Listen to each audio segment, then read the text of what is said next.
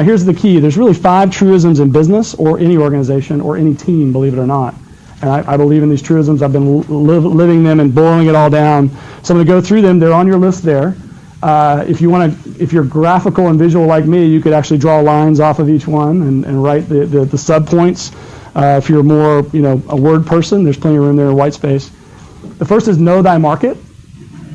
Seems pretty straightforward. A lot of people talk about knowing your customer. I would bet that 95% of the businesses out there, big, small, don't know their customer very well. I would also bet that the 5% that do things a lot better than their competition. They're usually the leaders, whether it's Dell or Southwest Airlines or the local sub shop. If they know their customer better, they're going to do well. Knowing your customer is only one part of know thy market, the other 2 parts, so draw a little line customer. Next little line is competition, okay?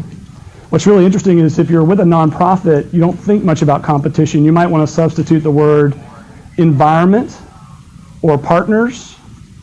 A lot of times nonprofits will do stuff that the person down the street is doing because they get too broad. So environment, partners, that kind of thing, if you're a nonprofit.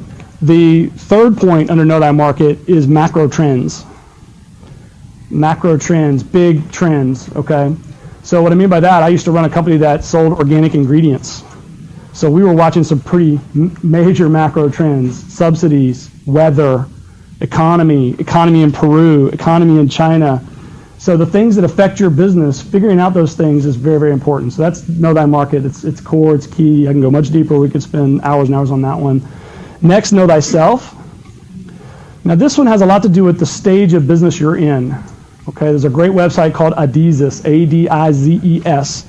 And Adizes studies life stages of corporations. And just to simplify it, there's a startup phase, kind of the baby. You're birthing the baby.